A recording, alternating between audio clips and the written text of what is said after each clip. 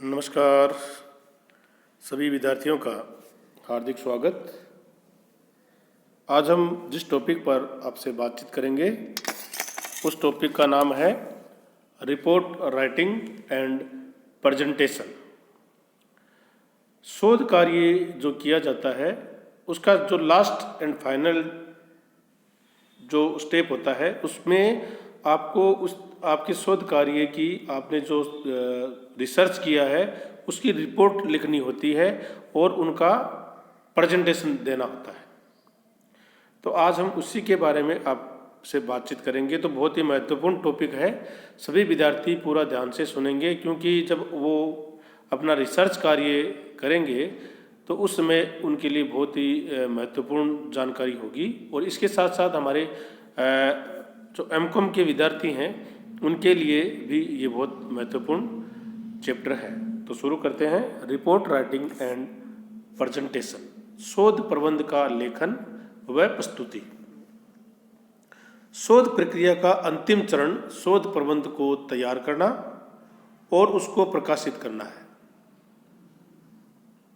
Last जो step होगा शोध प्रक्रिया का, रिसर्च प्रोसेस का, वो होगा शोध प्रबंध को तैयार करना, उसको लिखना और उसको प्रकाशित करना, उसकी प्रस्तुति देना।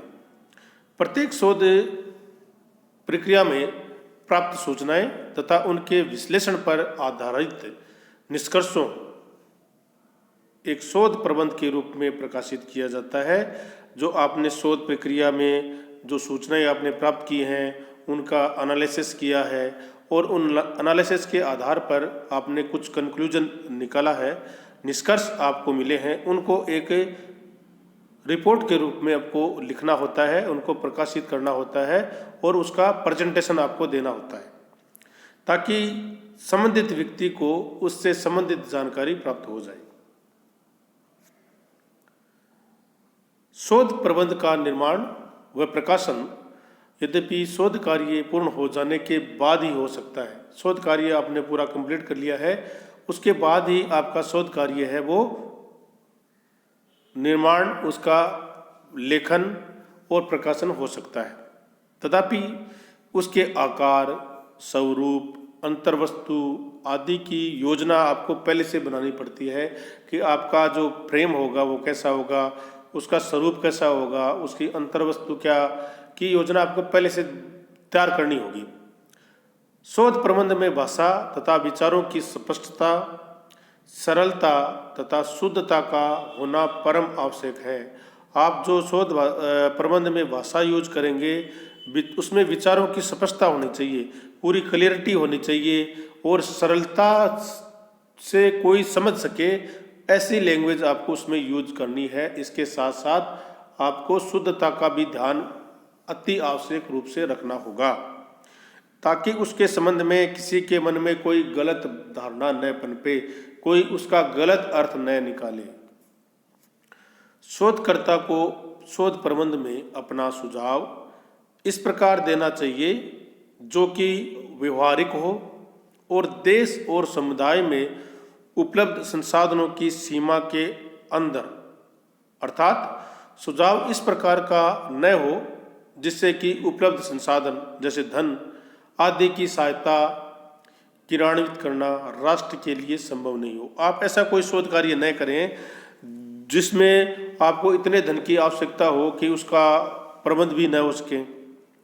आपको ऐसे सुझाव देने हैं जो आपके लिए व्यवहारिक हो, देश और समुदाय के लिए वो आपका जो शोध कार्य है वो काम में आए, ऐसा शोध आपको करना है और इसी प्रकार के सुझाव आपको देने हैं। ऐसे सुझाव नहीं देने हैं जिससे कि राष्ट्र को उसकी क्रियान्वित करने में कठिनाई हो। इसलिए सुझाव की मात्रा तथा सीमा पूर्व निश्चित योजना के अनुसार होनी चाहिए। आपकी पूर्व निश्चित योजना क्या है उसके अनुसार ही होना चाहिए। शोध प्रबंध कर्मों के अनुसार आकर्षक होनी चाहिए। शोध जो प्रबंध है वो स्टेप बाय स्टेप उसमें आपको लिखना होता है और आकर्षक होनी चाहिए। दूसरा अगर कोई व्यक्ति उसको स्टडी करता है तो उसको आकर्षक लगे।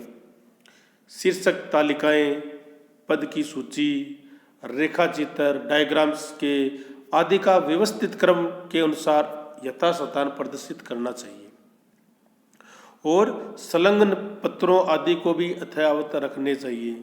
आपको अपनी जो शोध रिसर्च जो आपने किया है उसमें आपको बहुत ही आकर्षक तरीके से अपने को उसको व्यवस्थित करना चाहिए, डायग्राम्स का यूज करना चाहिए और जो स्टेप है स्टेप बाय स्टेप करना चाहिए, आपको टेबल्स का यूज करना चाहिए आदि इस प्रकार से करना चाहिए कि वो आकर्षक लगे। किसी भी शोध कार्य को प्रारंभ करने से पूर्व उपरोक्त प्रत्येक चरण पर शोध की प्रकृति, क्षेत्र तथा उद्देश्य के आधार पर विचार करके एक योजना बना लेना परम आवश्यक है।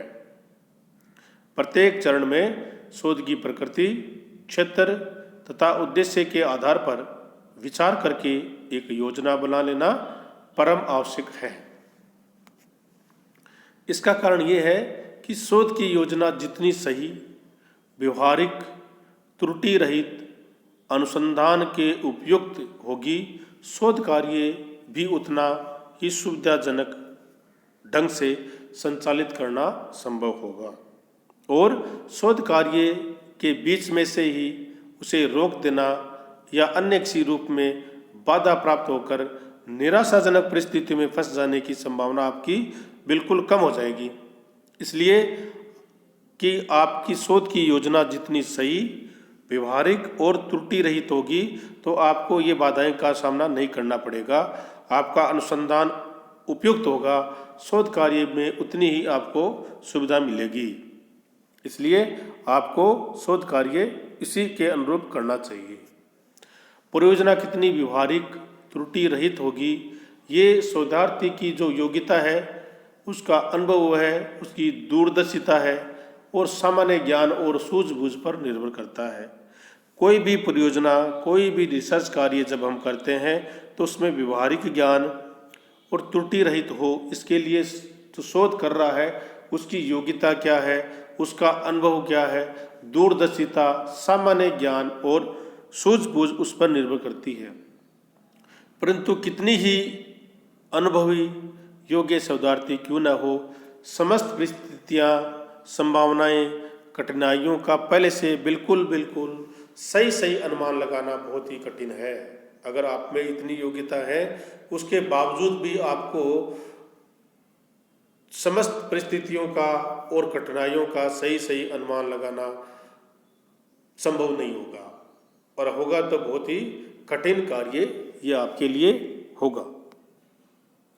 इसलिए शोध के आयोजन में लचक होनी चाहिए, उसमें लोचशीलता होनी चाहिए ताकि आवश्यकता पड़ने पर उसमें फेरबदल किया जा सके। अगर आपको लगा कि ये कार्य करना कठिन है तो उसमें उस प्रकार का आपको लचक होनी चाहिए, लोचशीलता होनी चाहिए ताकि आवश्यकता पड़ने पर उसमें फेरबदल किया जा सके। शोध के दौरान भी शोधार्थी को बराबर सतर्कतापूर्वक जांच करते रहना चाहिए कि शोध की योजना के अनुसार ही कार्य चल रहा है अथवा नहीं। जो उसे योजना तथा वास्तविक शोध में अंतर दिखाई पड़े अथवा पूर्व निश्चित योजना ठीक ठाक काम करती जान पड़े तो वहाँ समय की जो परिस्थिति है उसके अनुसार तुरंत आवश्यक परिवर्तन कर लेना चाहिए। शोध की जो योजना एक बार आपने बना ली गई है वही अंतिम है, यह सोचना न तो व्यवहारिक है और न ही लाभप्रद है।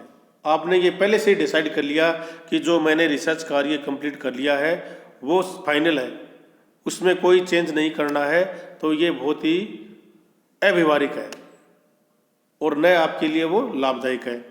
इसलिए कि आवश्यक परिवर्तन करने के लिए प्रस्तुत रहना शोध कार्य कोई व्यवस्थित प्रगति और सफल समाप्ति के लिए आवश्यक है। आपको चेंजेज के लिए हर परिस्थिति में तैयार रहना होगा।